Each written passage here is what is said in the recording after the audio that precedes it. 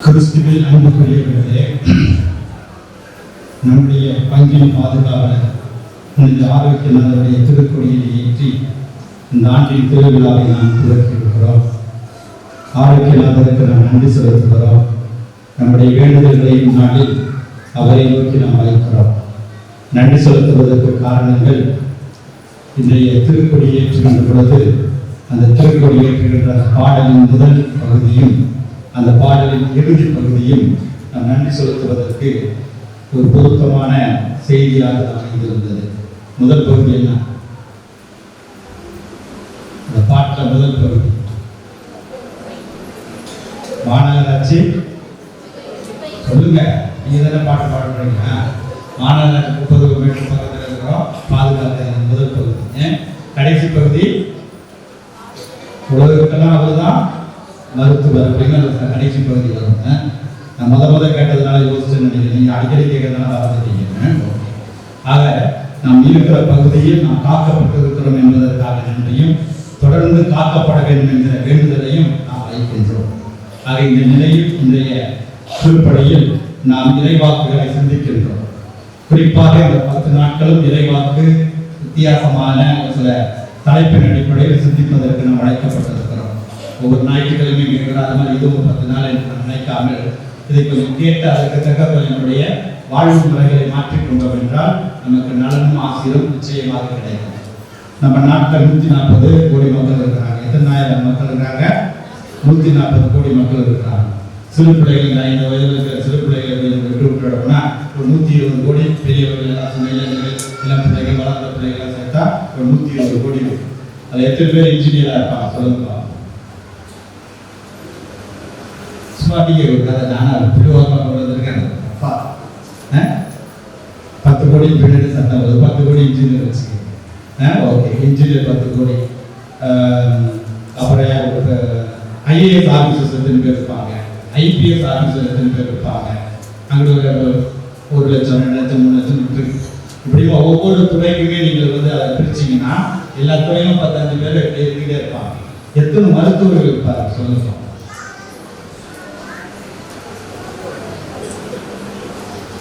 30 கோடி பின்னாடி இருக்கிறது. 7 ஒரு தடவை 30 கோடி. அதுக்கு மேலே யாரும் சொல்ல விரும்புறீங்களா? நான் சொல்றேன் 120 கோடியும் மருத்துவர். 120 கோடியுமே மருத்துவர். அடிப்படை இந்த பிள்ளை கூட வைத்தியம் சொல்லும். இந்த பிள்ளை சின்ன பிள்ளை கூட ஒரு வைத்தியம் சொல்லும்.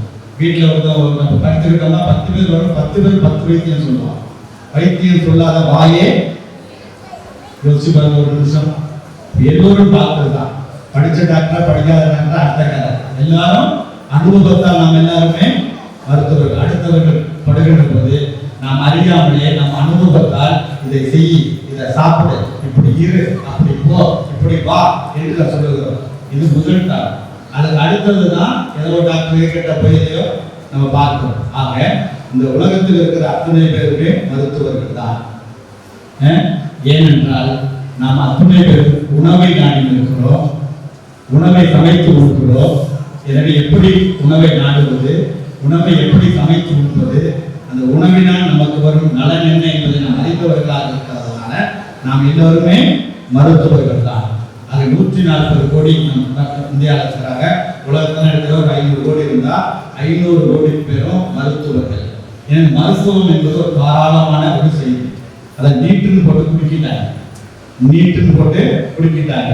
அப்புறம் அதுதான் பிரச்சனையா இன்றைக்கு நம் தந்தை நமக்கு கொடுத்திருக்கிற தலைப்பு என்னன்னா, மருந்து இவர், மருத்துவர் அவர் அப்படின்னு கொடுத்திருக்கிறார். ஔவையாருடைய பாடல்கள் தெரியுமா? ஆரம்பம் செய்யப்படுவது அது மாதிரி 2 வகையில் கொடுத்திருக்கிறார். 6 வந்து சின்னம் அது மாதிரி 2 வகையில் கொடுத்திருக்கிறார். மருந்து இவர், மருத்துவர் அவர் என்று அவர் கொடுத்திருக்கிறார். நம்முடைய விவிலியத்தில் அதற்காக எடுத்த பகுதி என்பது சீராக் ஞான நூலிலிருந்து எடுக்கப்பட்டது. அருட்சகோதரி அவர்கள் வாசித்தார்கள். மருத்துவர் என்று ஒரு தலைப்பு போட்டு அது 38வது அதிகாரத்துல 1லிருந்து கிட்டத்தட்ட 15 வரையில இருக்கு. நம்முடையுமே அவர் வாசித்தார். ஆனால் இந்த மருத்துவர் என்ற இந்த பகுதி சீராக் அகமதுல என்ன வைக்கப்பட்டிருக்கிறது என்று நீங்க பார்த்தீங்கன்னா கொஞ்சம் ஆச்சரியப்படுகிறது. அதனுடைய முன்பகுதியில் என்ன இருக்கிறது அப்படின்னா, இந்த மருத்துவர் 38 வச்சதுக்கு அவங்க புரட்டுங்க பாடம் எடுக்கிறதுன்னு நினைச்சுருக்காங்க. 38வது அதிகாரம் மருத்துவரை பற்றி இருக்கிறது. அது முன்பகுதியில் பார்த்தீங்கன்னா உணவில் கட்டுப்பாடு என்று இருக்கிறது. இதுல கட்டுப்பாடு, உணவில் கட்டுப்பாடு என்று இருக்கிறார். அந்த உணவில் கட்டுப்பாடு, உணவில் கட்டுப்பாடு இல்லைன்னா யார்கிட்ட போகணும்? மருத்துவரை போகணும். மருத்துவரை கைவிட்டு அதுக்கு அடுத்து வருகிறது இறந்தவருக்காக துயரம் கொண்டாடுதல். இறந்தவருக்காக துயரம் போய் சொல்லலாம். இந்த லைன் அப்படி வந்துகிட்டே இருக்கேன். அப்ப மருத்துவம் எங்க வைக்கப்பட்டிருக்கிறதுனா உணவு கட்டுப்பாட்டுக்கு முன்னும் பின்னும் இறப்பவருக்கு முன்னும் வைக்கப்பட்டிருக்கிறது. சரியா தப்பா? ஆக மருந்து மருத்துவர் என்பதெல்லாம் எப்ப தேவைப்படும்னா யாருக்கு வாயடக்கமோ நாவடக்கமோ இல்லையோ அவர்களுக்கு தேவைப்படும். வாயடக்கமும் நாவடக்கமும் இருந்தால் மருத்துவரோ மருந்தோ தேவைப்படாது. புரியுதா? இதெல்லாம் புரிஞ்சுக்கணும். அவ்வளவுதான். கிட்டத்தட்ட பிரசங்கம் முடிஞ்சிருச்சு. வாயடக்கமும் நாவடக்கமும் இருந்தா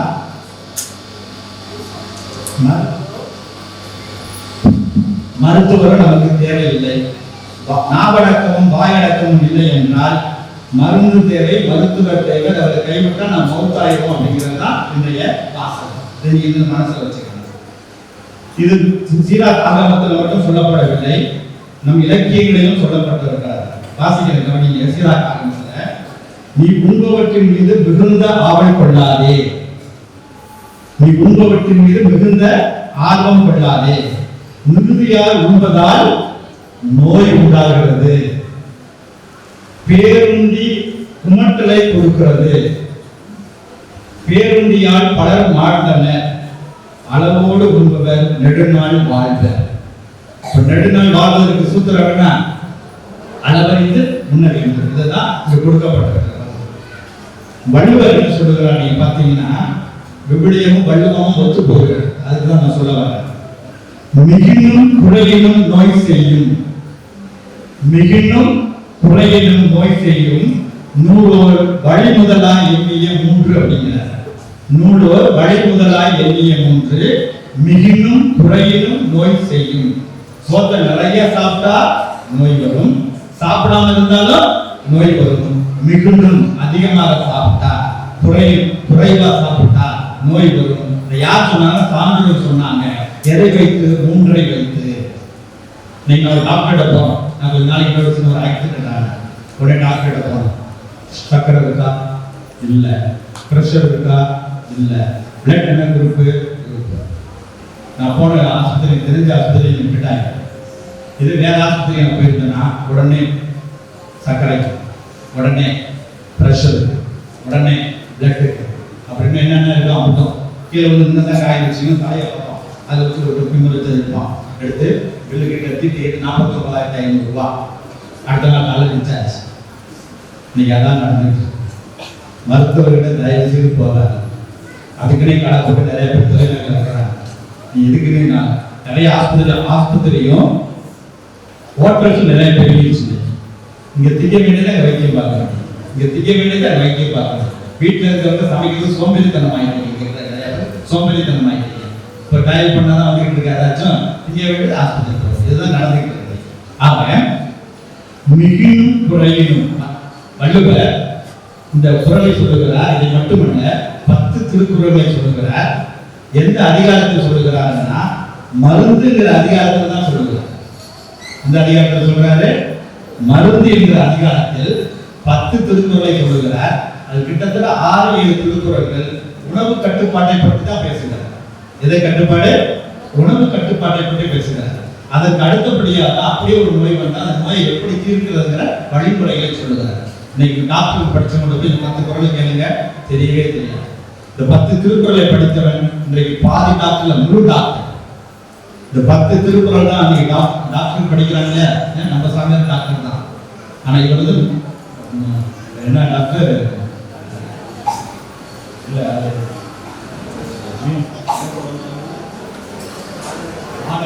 முனைவர். ஒரு முனைவர் குறிப்பிட்ட பாடத்துல அவர் நிபுணத்துவம் பெற்றவர். ஒரு ஊசியம் போடக்கூடிய மாத்திரை கொடுக்கணும். நீங்க டாக்டர் இங்க வந்துடாதீங்க.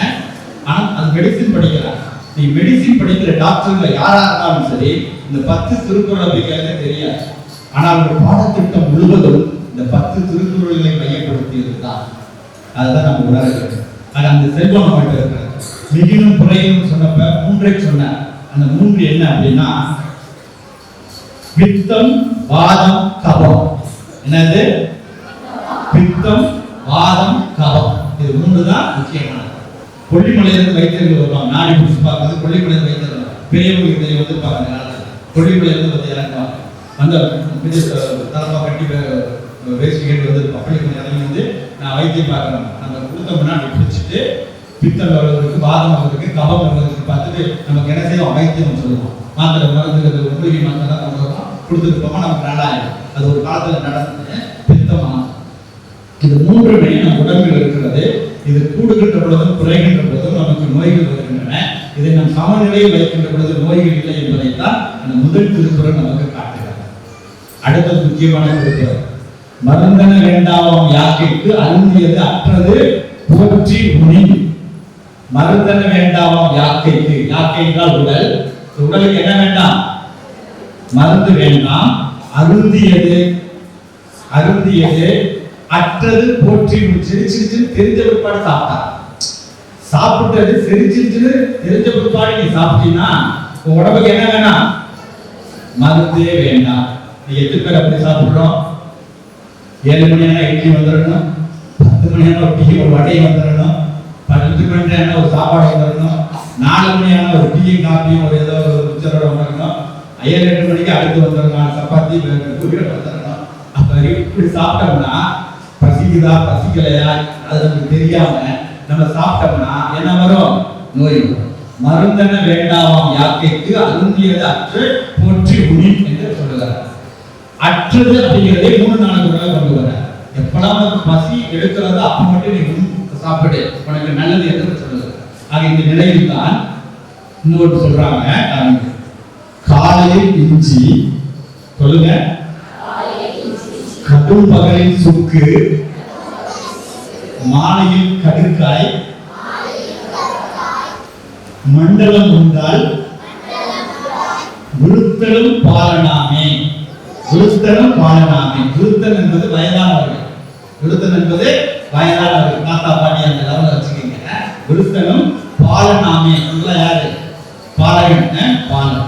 அப்ப பாருங்க, காலையில இஞ்சி குடிக்க கரைச்சி அதை ஜூஸ் குடிக்கணும். சுக்கு கடும்பகலில், மாலையில் கடுக்காய், 1 மண்டலம் 44 சாப்பிட்டா வயதானவர்கள் கூட எப்படி ஆயிருப்பாங்களா? பாலனா ஆயிடுவாங்க அப்படின்னு நம்ம ஊர்ல போட்டு நம்ம இடையில போட்டு. இன்னொன்னு சொல்லுவோம், பகை வீட்டுக்கு போனாலும், யார் வீட்டுக்கு போனாலும் 10 மிளகோடு போ. எத்தனை மிளகோடு போ? 10 மிளகோடு போ.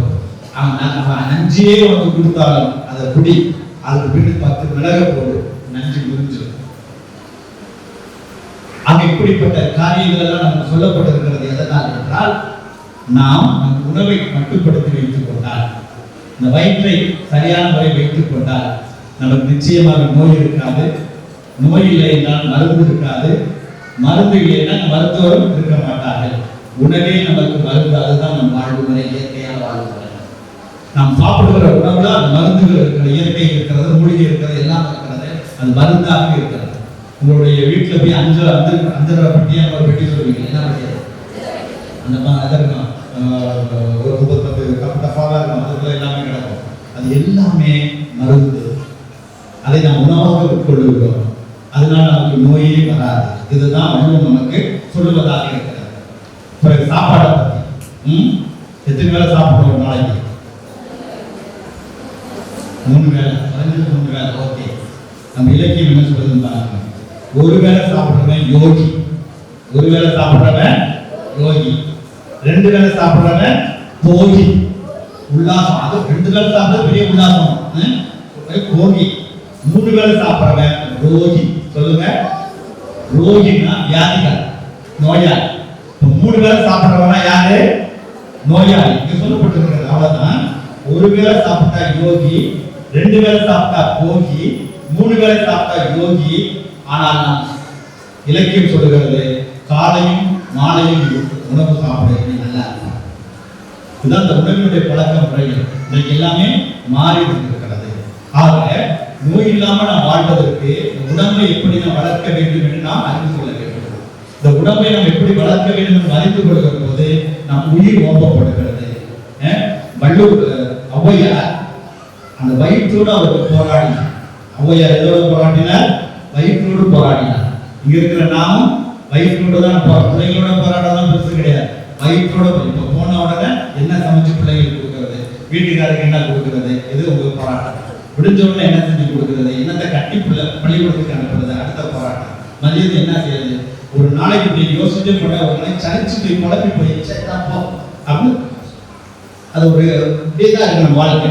ஆனா வள்ளுவர் அந்த ஔவையார் என்ன சொல்லுகிறார் என்றால், இந்த வயிற்றை பார்த்து சொல்லுகிறார், அவர் பெரிய தொலை, ஔவையார் பெரிய தொலை இந்த வயிறு தான், நமக்கும் அந்த வயிறு தான் பெரிய தொலை. அவர் சொல்லுகிறார், ஒரு நாள் உணவை ஒளி என்றால் ஒளியான், ஒரு நாள் உணவை ஒளி என்றால் ஒளியான், இரு நாள் உணவை ஏழு என்றால் ஏழான், ஒரு நாளும் என்னோடு என்னுடைய என்னோடு வழியை அறியார், என் வயிற்றே உன்னோடு வாழ்வது அறிவு அப்படிங்கிறார். அதாவது ஒரு நாள் சாப்பிடு அப்படின்னா கேட்க மாட்டேங்கிறார், 2 நாள் சாப்பாடுக்கு சாப்பிட்டுக்கனாலும் ஏற்றுக்க மாட்டேங்கிறார். ஒவ்வொரு நாளும் உன்னோடு இருந்து நான் பண்ற கஷ்டம் இருக்கே, அந்த கஷ்டத்தை சொல்லி மாறாது, வயிறே உன்னோடு வாழ்வது பெரிய தொல்லையா இருக்கு அப்படின்னு அவர் சொல்றார். இதுதான் ஒரு முக்கியமான இன்றைக்கு வயிறு. இந்த பசி என்பது தீ மாதிரி. அந்த பசி தீயை சரியாக அடக்குகின்ற போது அது நிச்சயமாக நமக்கு பயன் கொடுக்கிறது. ஒவ்வாமை உள்ள உணவுகளை நாம் சாப்பிடக்கூடாது என்பதும் இன்றைக்கு சொல்லப்படுகிற கருத்தாக இருக்கிறது. ஆக மருத்துவம் என்பது ஒரு 10% தான் நம் வாழ்க்கையில் இருக்க வேண்டும். 90% என்பது நமது உணவு பழக்க வழக்கங்களினால் நம் உடலை நாம் சரி செய்ய வேண்டும். விவிலியம் சொல்லுகிறது, உண்பது நம்மை அசுத்தப்படுத்தாது. இயேசு ஒரு இடத்தில் சொல்லுகிறார், உள்ளத்திலிருந்து வருவது நம்மை அசுத்தப்படுத்துகிறது என்று சொல்லுகிறார். இது மனதை நாம் தூய்மையாக வைத்துக் கொள்வதற்கு அவர் சொல்லுகிற ஒரு முறை. நம் மனதை தூய்மையாக வைத்துக் கொள்வதற்கு சொல்லுகிற முறை. அதே நேரத்தில் உண்பதும் முறையாக இருக்க வேண்டும், நம் உள்ளத்திலிருந்து நாம் உரைப்பதும் முறையாக இருக்க வேண்டும். இந்த இரண்டும் ஒன்றாக இருந்தால் நம் உள்ளத்து தூய்மையோடும் உடல் நலத்தோடும் நாம் இருப்போம் என்பதுதான் இன்றைய செய்தி. நம் உள்ளத்துக்கு போறது என்ன செய்கிறது என்றால் ஒவ்வாமை, அலர்ஜி, கொதித்து வராதது நம் உடலுக்கு ஒரு சில விளைவுகளை தருகிறது. எனவே உடலுக்கு நோய் வருகிறது. உள்ளத்திலிருந்து வருவது என்னவென்றால் நமக்கு தெரியும், கெட்ட எண்ணங்கள், தீய எண்ணங்கள் வருகிற போது அது நம்மையும் கெடுக்கிறது, அடுத்து இருப்பவரையும் கெடுக்கிறது. ஆக நாம் வாழ்வதற்கு மருந்தாக, உள்ளத்துக்கு மருந்தாக, உடலுக்கு மருந்தாக இறைவன் இருக்கிறார். உள்ளத்துக்கு மருத்துவராக, உடலுக்கு மருத்துவராக இறைவன் இருக்கிறார் என்பதுதான் நம்முடைய நம்பிக்கை. இன்றைய இந்த மருத்துவர் என்கிற பகுதியில் சொல்லப்பட்டிருக்கிறது. நீங்க பார்த்தீங்கன்னா, உனக்கு நோய் வருகிற போது நீ ஆண்டவரை நாடு, உனக்கு நோய் வருகிற போது நீ ஆண்டவரை நாடு, அவர் பார்த்துக் கொள்வார். அதற்கு பிறகு நீ நலம் பெறுவதற்கு மருத்துவரை நாடு, வழி நீக்கி அவர் உங்களுக்கு சுகம் கொடுப்பார் என்ற செய்தி கொடுக்கப்பட்டிருக்கிறார். ஆக நாம் இறைவனையும் நாட வேண்டும், தேவைப்படுகிற பட்சத்தில் மருத்துவர்களையும் நாட வேண்டும். இந்த மருத்துவர்கள் முறையானவர்களாக இருக்க வேண்டும் என்பது நம் எண்ணம். நோய் நாடி, நோய் முதல் நாடி, அது தனிக்கும் வாய் நாடி, வாய்ப்பச்சை, இந்த எண்ணங்களோடு மருத்துவர்கள் இருக்க வேண்டும். அப்படி இருந்தால்தான் அந்த நோயை நாம் தீர்க்க முடியும். ஆக இந்த ஒரு நிலையையும் இங்கு சொல்லப்பட்டிருக்கிறார். கண்ணதாசன் சொன்னார், என்ன சொல்ற, ராத்திரி படுக்கும் போது ஒரு சிக்கல் இருக்கக்கூடாது, காலையில் எந்திரிக்கும் போது ஒரு சிக்கல் இருக்கக்கூடாது. அவங்க 2 சிக்கல் சொன்னார். மனிதருக்கு 2 சிக்கல். ராத்திரி படுக்கும் போது என்ன சிக்கல் இருக்கக்கூடாது? மனச்சிக்கல் இருக்கக்கூடாது. மனச்சிக்கல் இருந்தா தூக்கமே வராது, பிறண்டு படுக்கும், குழம்புவோம், வருவோம், அப்படியே காலம் எந்திரிப்போம், பேயா இருந்தது மாதிரி பலம் இருக்கும். அதான் அப்ப அவர் சொன்னார், ராத்திரி படுக்கும் போது எனக்கு என்ன இருக்கக்கூடாது? மனச்சிக்கல் இருக்கக்கூடாது. யாரோ வருத்தமாக வேதனையாக சண்டை சட்டங்கள் கலட்டா ஏதோ ராசி ஆயிடும், சமாதானம் ஆயிடும், அதுக்கப்புறம் போய் நிம்மதியாக படம் முடிச்சு போச்சு. இதுதான் குறிப்பா குடும்பத்தில் இருப்பவர்கள் ஒருவருடைய காலையில் சாயந்தரம் வரைக்கும் முன்ன பின்ன நடந்து கிட்டது எல்லாம் இருக்கும், அக்கம் பக்கத்தில் இருந்திருக்கும். அதெல்லாம் நீ கடந்துட்டு மன்னிச்சுட்டு நீ போய் படுத்தினா வான சுத்தமாக இருக்கும், நல்ல நித்திரை, நல்ல தூக்கம் வரும், நீ காலத்துக்கு வேலைக்கு போயிடலாம். இது முடிஞ்சிருச்சு. பகல் எந்திரிக்கும் என்ன இருக்கக்கூடாது? அந்த சிக்கல் இருக்கக்கூடாது. அந்த சிக்கல் இருந்துச்சுன்னா பகல் முடிச்சு உனக்கு வர்றப்ப எல்லாமே அதே நினைப்பாதான் புரிஞ்சிருப்பீங்க, அதே நினைப்பாதான். அதனால கண்ணதாசன் உலகாக இருந்தாங்க. பகல்ல என்ன இருக்கக்கூடாது, அந்த சிக்கல் இருக்கக்கூடாது.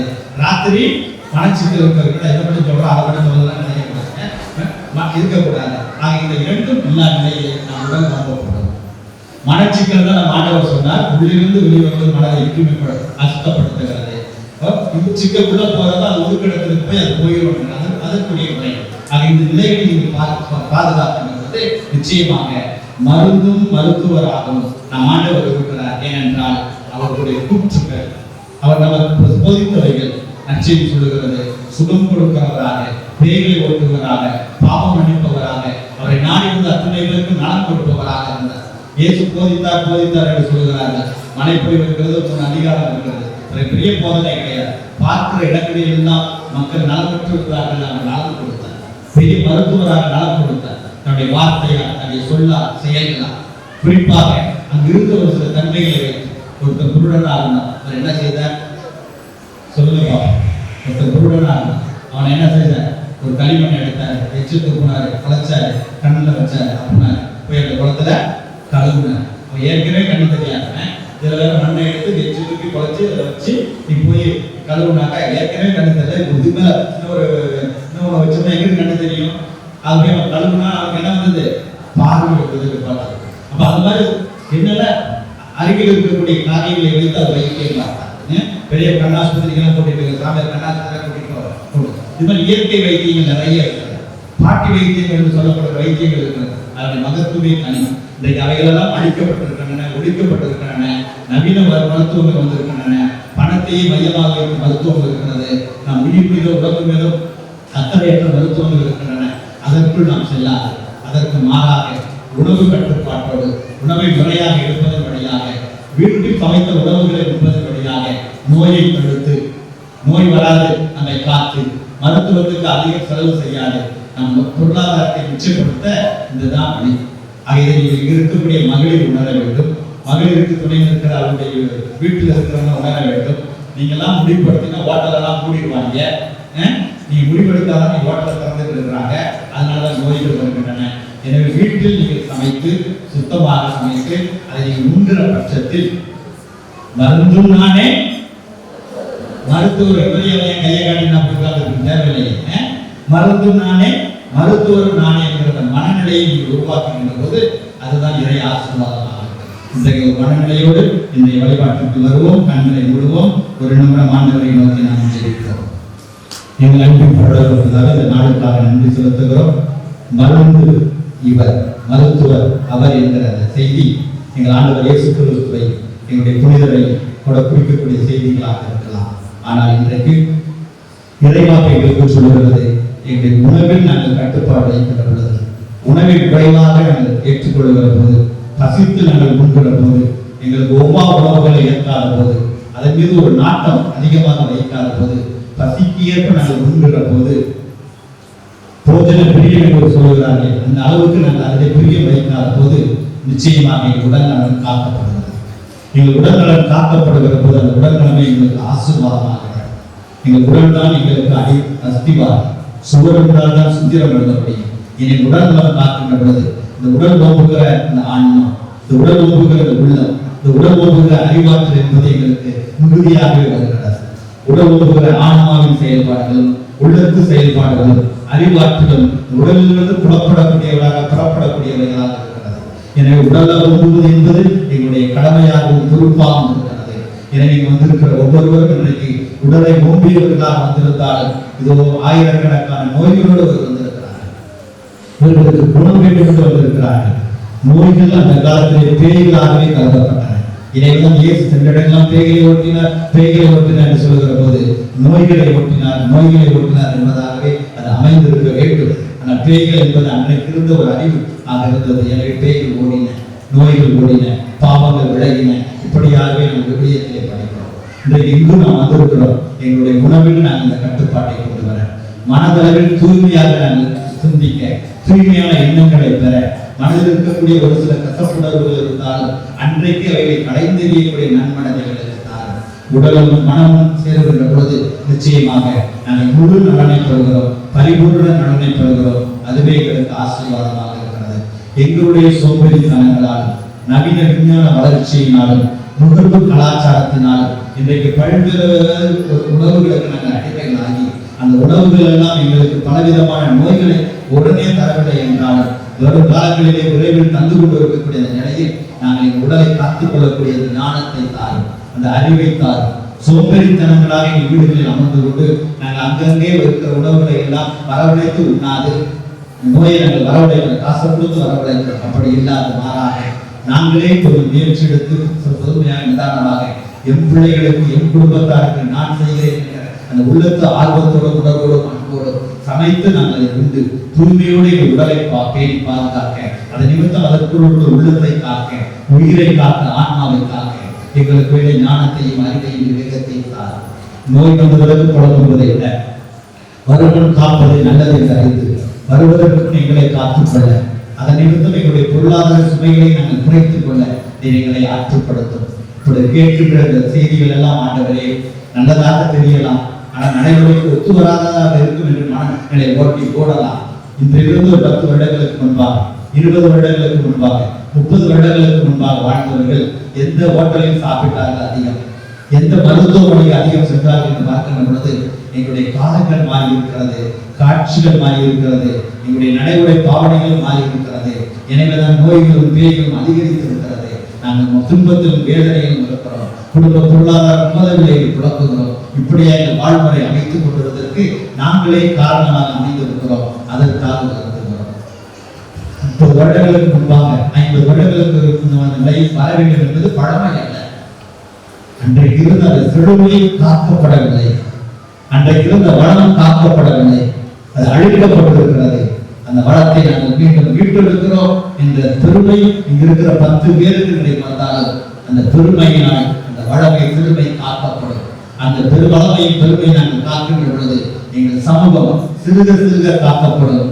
மீண்டும் அந்த பழமையை பெருமையை நாங்கள் கொண்டவர்களாக எங்கள் உடலை காத்துக்கொள்ள உயிரை போகக்கூடிய அந்த பக்குவத்தை நாங்கள் பெறுவோம் என்கிற அந்த உள்ளத்து உறுதிப்பாட்டை இன்றைய வழிபாடு இங்கு வந்திருக்கிற குடும்ப தலைவர்களுக்கு குறிப்பாக கணவனாக இருக்கலாம், மனைவியாக இருக்கலாம், குடும்பத்தில் பொறுப்புள்ளவர்களுக்கு நிச்சயமாக தர வேண்டும் என்று ஆண்டவரை உண்மை மன்றாடுகிறோம். இது வாழ்க்கைக்கு மிக முக்கியமானது. வேதாகமத்தை வாசிக்கிறோம், வசனங்களை எல்லாம் வாசிக்கிறோம், கடந்து செல்லுகிறோம். இது கடந்து செல்லக்கூடிய ஒரு நல்ல மாறாக கருத்தாய் எங்கள் உள்ளத்தில் எடுத்து வீட்டிலே நடைமுறைப்படுத்தக்கூடிய ஒரு நிகழ்வாக எங்கள் வாழ்விலை அமைய வேண்டும். வந்திருக்கிறவர்கள் இதிலிருந்து ஒரு சிறு உறுதிப்பாட்டினை ஹோட்டலுக்கு ஆர்டர் பண்ணி நாங்கள் சாப்பிட மாட்டோம். எப்பயாச்சும் அத்தி புத்தாப்புல ஒரு தடவை ஹோட்டலுக்கு போவோம் என்றெல்லாம் நீங்கள் நினைத்துக் கொண்டீர்கள் என்றால் வாழ்வு உங்கள் கையில். நீங்கள் தான் மருத்துவர், நீங்கள் தான் மருத்து என்று ஆண்டவர்கள் காதில் குறைப்பதை கேட்டு அன்பு சகோதரனை சகோதரியை ஜபங்களை ஆண்டவர் திருமணி ஏறெடுப்போம். ஆண்டவரை இந்த ஜபங்களை கேட்டு இதற்கு தக்க மக்களை ஆற்றுப்படுத்துகிறார்கள். ஆமென்.